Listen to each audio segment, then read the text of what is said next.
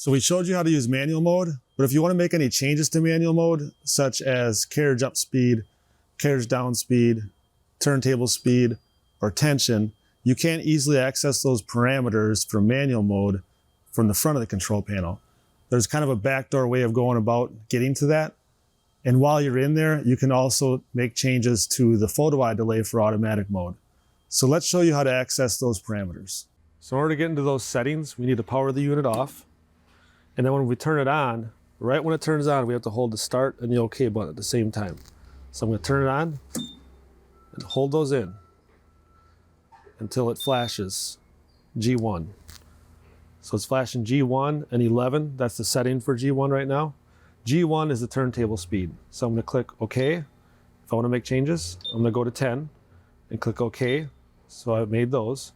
That allows me to go to G2. G2 is the carriage up speed.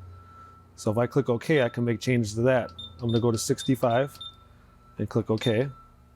Now, if I want to go to the next one, I hit the plus sign. That's going to be G3, down speed. Click OK again, so I can go to 65. Click OK. Then I want to go up to G4, which is the tension. So I do that. It's showing 25 for tension. Let's say I want to go down to 20. I'm going to go hit OK and go down to 23 and hit OK. Now I can go up to G10. So G1 through G4 are just settings within manual mode. The only other one that you want to go into here would be G10, and that's for actually automatic mode. Automatic mode, it's going to be the photo eye delay. So it's at 3 seconds right now. I'm going to keep it there, but I just want to show you guys how to access that.